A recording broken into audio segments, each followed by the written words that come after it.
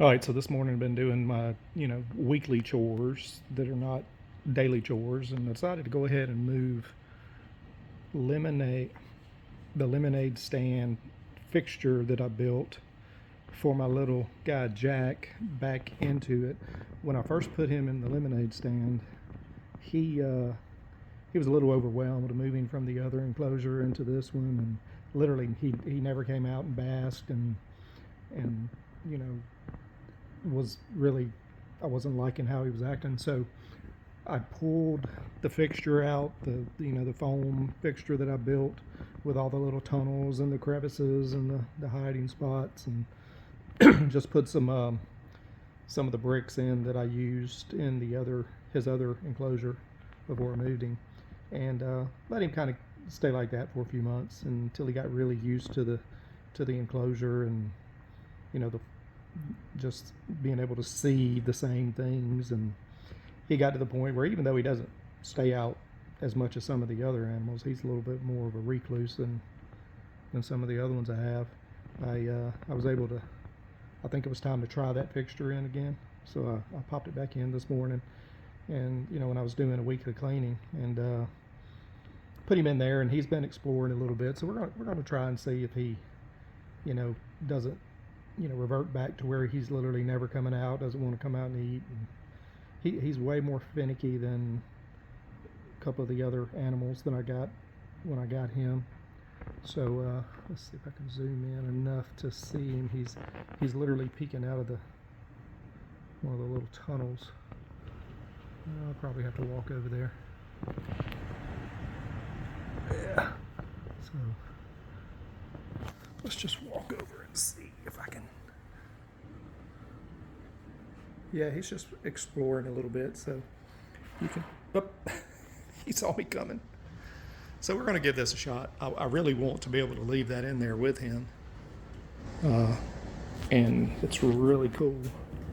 So, there's a video that, when I built this thing. So there's the front entrance. It's got a side entrance over here, and then another side entrance over here, and it's hollow through the bottom with a little tunnel system. It's got a little deep crevice there to wedge in. It's got another little tunnel cave over here underneath this. Comes out the other side. It's pretty light. Of course, it's painted and weather resistant, and it's got some different levels of basking that he can do. Let's just do that. So he's got a pretty smooth basking area there that he can kind of position himself how he wants, and then the same over here on this corner. He can basically position himself wherever he wants to get as he's warming up. So anyway, just threw him back in today. Let's see. He saw me coming and dipped.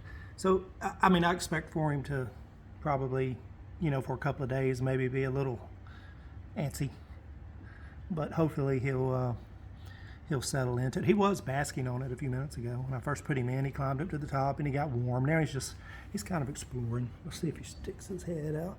Sometimes he'll peek out this end, and then he'll go all the way to the other end, peek out that end, and then he'll come to the front. So